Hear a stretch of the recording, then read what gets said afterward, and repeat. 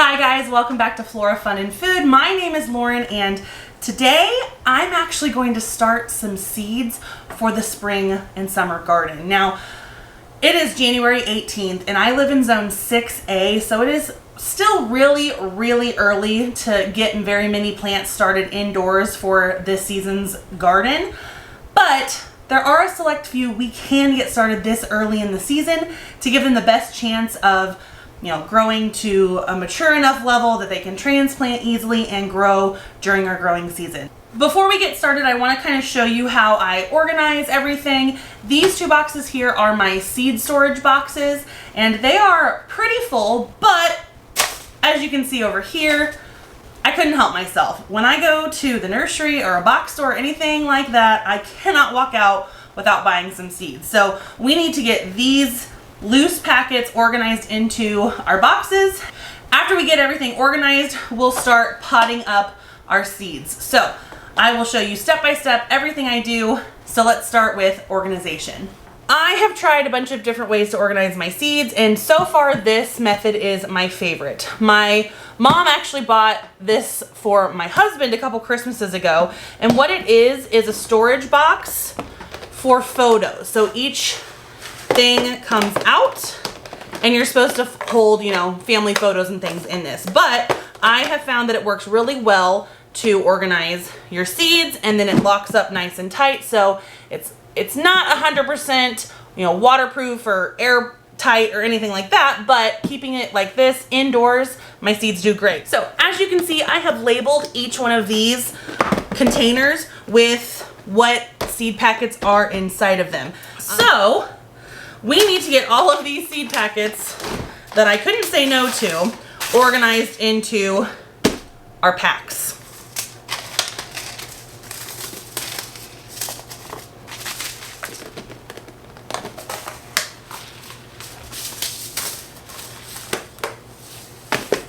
To start my seeds, I really like these silicone reusable seed cell trays from Burpee. I found these at, I think, Orscheln's.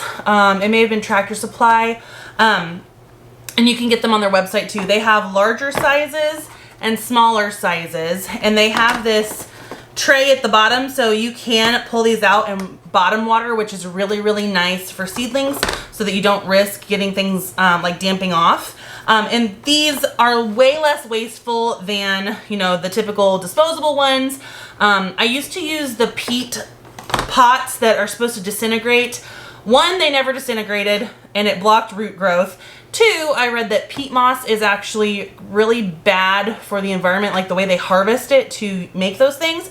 So I have started using these reusable ones. I haven't used these big ones yet, so I'm excited. But these did great last season. And like I said, they're reusable. You just pop out your little starts and you can refill it as many times as you need. Before we fill these, we need to get our soil ready. When starting seeds, it is so important to use a seed starting mix. Potting soil is too dense, orchid bark is too chunky, and it's just best to start with a mix that is specifically made for seed starting. It has the right nutrients in it, it's airy enough, but it'll hold enough moisture. It's just, you can't beat it. We're also gonna moisten this soil because you wanna start with soil that is moist but not wet, and I'll show you what I mean here in just a minute. So I already have this bag of Miracle-Gro open, so we're just gonna start with that.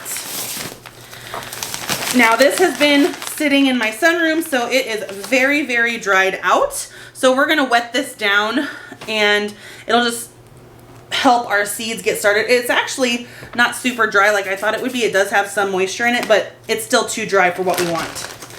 Also, I would recommend getting yourself a coal scoop or an ice scoop. I just got this on Amazon. It makes shoveling soil so much easier. All right, so we'll pop that in there.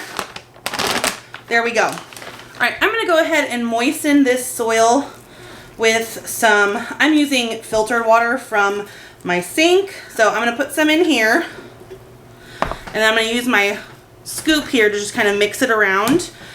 Really dry soil doesn't absorb moisture very well, so it's very easy to overwater dry soil and then you end up with a muddy slurry. So just add a little bit at a time and you'll be on the safer side of things. Okay, we're still pretty loose and airy, so I'm going to add some more water. And we'll just keep mixing. So what you're looking for in terms of moisture is when you grab a clump, you want it to stay together, but not drip water out and not just fall apart. So I'm still a little bit on the dry side, so we'll add just a little bit more water here. If you get it too wet, you can always add more soil to balance it out. More dry soil, I mean. If you start with a mix that is too dry or too wet, your seeds are not going to germinate. So you really want to make sure you get this very first step correct. Otherwise, you could do, everything else right, but if your soil isn't suitable for the seeds, you're not going to get anywhere. There we go. Now we're getting some nice big clumps forming, and everything looks like a consistent texture and moisture level. So if I squeeze it, that's soil. No water is dripping out, and it's holding its shape pretty well. I can chunk it off in big chunks, but it's nowhere near as powdery as it was before we added everything. Now before I fill these with dirt, I'm going to go ahead and label them with what I'm going to plant. It's just a little easier to write on it before I put the dirt in so I don't have to worry about spilling. So I typically in the past have used anything from masking tape to, I have, pretty washi tape here, but any sort of tape or labels will be perfect. And I'm just going to kind of measure out a long strip of tape here, and I'm going to tape it right to the front of my seed tray like that. That way I can write directly on it and label what each row is. Now that you want to be careful, because if you ever take this tray out, you don't want to spin it, because when you put it back, it's going to be wrong. If you don't want to do the tape method, there are letters and numbers on this tray here, so you can kind of make like a gridded chart. I just find the tape way easier. This smaller tray here, I am going to use for green onions, but I'm also going to try and grow my own onions from seed this year. Last year I used onion sets, and I'm still definitely going to do that this year, but I just want to experiment and try something new. So we're going to try and start onions from seed and see if we can get them to grow into full-size onions. And then over here we'll do just some green onions like scallions. This larger one, I think, even though it's technically way too early to start these, I deadheaded a bunch of my marigolds last summer just to save the seeds, and they have been dried out and in this bag all winter long. I am going to go ahead and start a few of these seeds because I have found that when I plant really, really small seedlings of marigolds out in the garden, it's too harsh for them and they just don't grow very well. So I want to get them nice and established if I can. So we're going to use these deeper trays here to try some marigold starts. So we'll get our piece of tape for the marigolds, and again, I just stick it right on the front like that. Okay, and then I write directly on the tape. So mine, it's hard to see on camera, but it now says marigolds. And on this one, I'm going to split it down the middle and put green onions. And I believe I have Walla Walla onion seeds. There we go, we've got it labeled, so let's fill it. I just take my coal scoop here and I just sprinkle it into my tray. I like this mat here that I got from Costco. This is nice and sturdy. It's technically a boot mat, like for your shoes, like your muddy shoes, but I love using this for all kinds of things, and it is way sturdier than the other ones I bought off Amazon, and I hope that Costco brings it back at some point, but I haven't seen them yet. So if any dirt falls into it, I can just dump it right back in our tote over here. Now I'm going to fill these pretty full, even though we're going to sprinkle some more dirt on top of our seeds because this will pack down a little bit once we get it all settled. So I go in and I just push the soil in because it is very airy and it is compressing by at least half. And so we don't want to put, we don't want to underfill because then the seeds will not do as well. So we want to make sure we pack the soil in nice and densely, but not you know, so dense that the roots are never going to be able to push through, if that makes sense. Alrighty, let's go ahead and see what we've got in our onion container here. Now, I do have a bunch of different types of bunching onions or green onions. So I have, you know, Flavor King. Here are my Walla Walla onions, evergreen bunching, parade, white Lisbon bunching. I will show you some of these seeds, if you can see this here, have like a red coating. Now, onion seeds are really small and they're usually black, but these So Easy from Fairy Morse are coated with like a water soluble clay to make picking them out and holding them easier. So we'll plant some of those to show you the difference. All right, so I've decided on these. We're gonna do the white Lisbon bunching, evergreen bunching, the parade, and the Flavor King for our green onions, and then we'll do our Walla Walla seeds for the bulb onions. So I'll start with the clay coated ones so that you can kind of see the difference here. So they're very easy to see in your hand. So I'm planting about 4 to 6 per cell, and you can clearly see these bright red coated onion seeds on every single cell here. The only issue I have with using these clay coated ones is that they need a lot more moisture to begin with to kind of dissolve that clay coating. And so I'm a little nervous that I'm gonna have to overwater one side to get that going, but we're gonna try it. Another helpful tip that I have here is when you're done with your seed packet, but there are still seeds in it, just take a little piece of masking tape or, you know, painter's tape or some sort of tape that's not gonna rip paper, and just tape it back down so your seeds don't fall out everywhere. Okay, now that we have these clay coated seeds in here, I wanna show you some regular onion seeds to show you the difference and why the clay coating might be, you know, a good idea for you. So these right here are what onion seeds look like, and I just dropped one somewhere.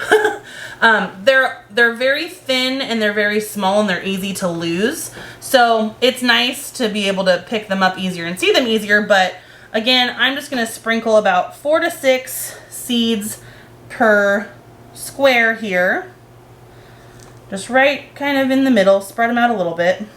Okay, and don't be tempted to just use what's left in your hand. I struggle with that because I'm like, oh, I've already got them out, I'll just dump them in there. It's not a good thing. Only do the recommended amount because then you end up just having to thin them out and waste them anyway.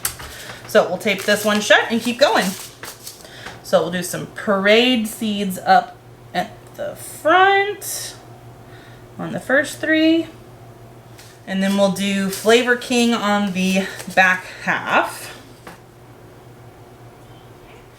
Now these are Walla Walla onion seeds, and we're gonna use this half of our tray, so these 3 rows, to try and get onion bulbs, like full-grown onion bulbs from seed. So that's why I'm starting this so early in January, to see if I can give it all summer if they'll bulb out for me. Now, again, the seeds look the same because bunching onions are just onion seeds and you just harvest them early. If you let them go, they could bulb out to bigger, you know, bulbs like this. Typically, I think they're kind of bred and engineered to stay small, but I've seen some people grow some full-size onions from bunching onion seeds. So, since we're trying to get these to grow bigger, I'm only gonna put probably 2 seeds per cell, and I'm gonna try and space them apart so that it'll be easier to thin them out later if I need to. And I'm only gonna keep the strongest ones. And again, we'll just put all of our unused seeds back in the seed pack and tape it up for safekeeping. Okay, we now have all of our onion seeds laid on top of each cell. Now, onions need not a lot of dirt on top of them to germinate. So we're just going to take a little handful and just kind of lightly sprinkle a nice top coat on our onions here. Not too thick, They need just a very, very thin covering. And if you have any big chunks or sticks, I would take them out. And I'm just lightly packing this down. I'm not really pushing hard at all, just enough to set the dirt in place and cover up those seeds. Okay, last step is to wet the soil down. Now I like using a spray bottle. This is a continuous spray mister, so if you pump it a few times, you can just kind of hold it and it's a very fine mist. So I am just wetting the top nice and good. And that will help kind of tell the seeds, hey, it's time to start growing. And I'm gonna wet this row a lot more because this is the row that has those clay-coated seeds. It's better to use a spray bottle at this point than a watering can, because a watering can will literally just drop water too fast and create, you know, little pits in your soil and your seeds will come out. So a spray bottle is the best route in my opinion. But if you have a better tip, leave it down in the comments. Okay, I think that has a nice even moist coat on it. So I think our onion tray is ready. So we'll set this to the side while we get our other seeds started. All right, let's fill our big tray for our marigolds. So again, just filling each cell with a gently packed amount of soil.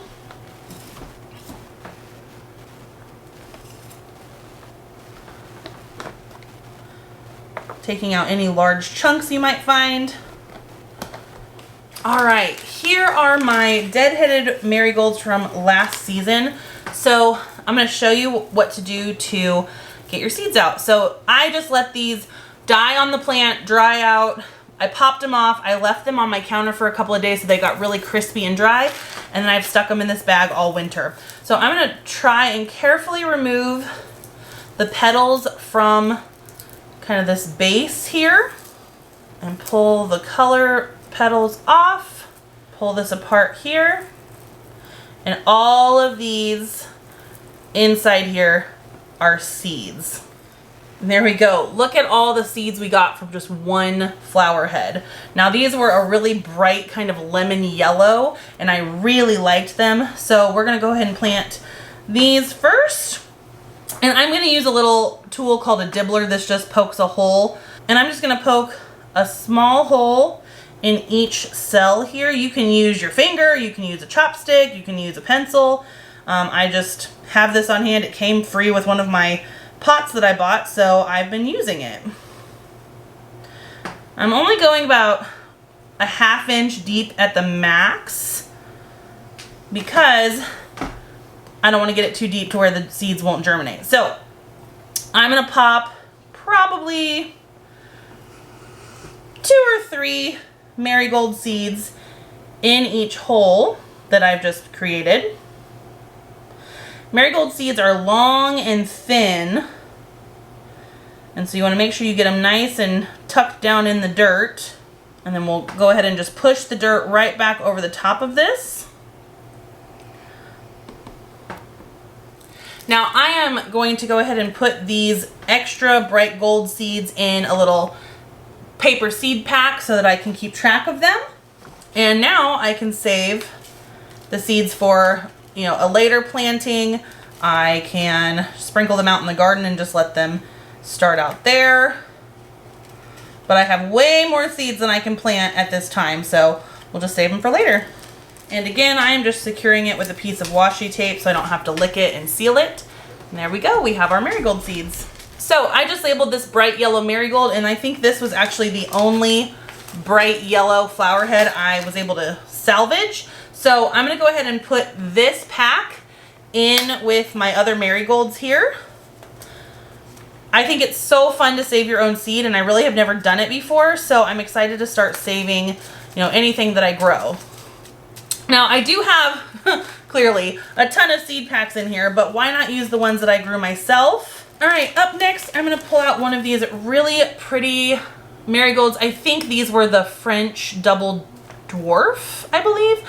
They have a really deep kind of maroon outlined by a really bright orange, and they are gorgeous. So again, we're just gonna pull the petals out and look at all the seeds we just got.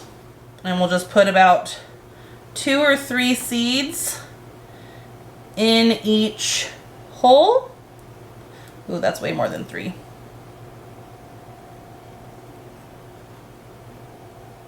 And then just gently cover back up with soil. So again, we will just save our seeds in our little seed pack here. And we have hundreds more we can plant. There we go. Now again, the final step is to spray down the top layer with some water just to get those seeds activated and starting to germinate. All right, time to do our last seed tray. So I'm gonna go ahead and take my piece of tape, tape it to the front here, and get it labeled. Now, we are gonna grow asparagus, lavender, snapdragons, echinacea, and celery. So we have our labels on, let's get our dirt in.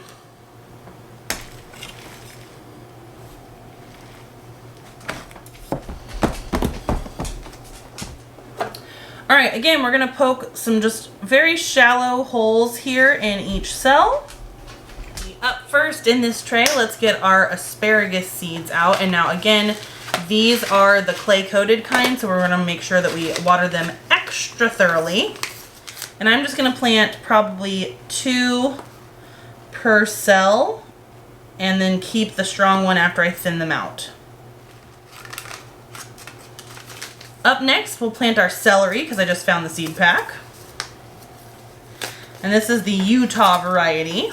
Now, it's hard to see on camera, but these seeds are minuscule. A lot of times if you have something small like this, like poppy seeds or anything that is teeny tiny, a lot of times people will recommend to mix it in with some sand and sprinkle it that way because you can get a better finger grip on it so you don't overseed anything. But we're gonna try our luck here. So I'm gonna probably put 3 to 4 little seeds in each cell, and then again, thin them out when, oops, I just planted celery in those. Whoops. I can't talk and work. Well, these two accidentally got some celery seeds in them, but that's okay. I can't multitask apparently. So I just found my echinacea, and I just read that you're supposed to stratify these, which means keep them in the refrigerator for 2 to 3 months or plant them in the fall. They need the cold in order to kind of kickstart their germination process. I have had this for a very, very long time, probably like 5 years, honestly. And it's been out in my sunroom, which gets very, very cold. So it's gone through a few seasons of cold, warm, cold, warm. So we're gonna just try it and see. I'm not gonna use all the seeds in this pack so that next year I can remember to put them in the refrigerator 2 or 3 months ahead of time and try it that way. So here are our echinacea seeds. They've been nice and sealed, so I think they should be all right. And I'm just gonna do 2 seeds per cell because these are fairly big seeds. Those have celery in them, so I'm not going to put echinacea in those.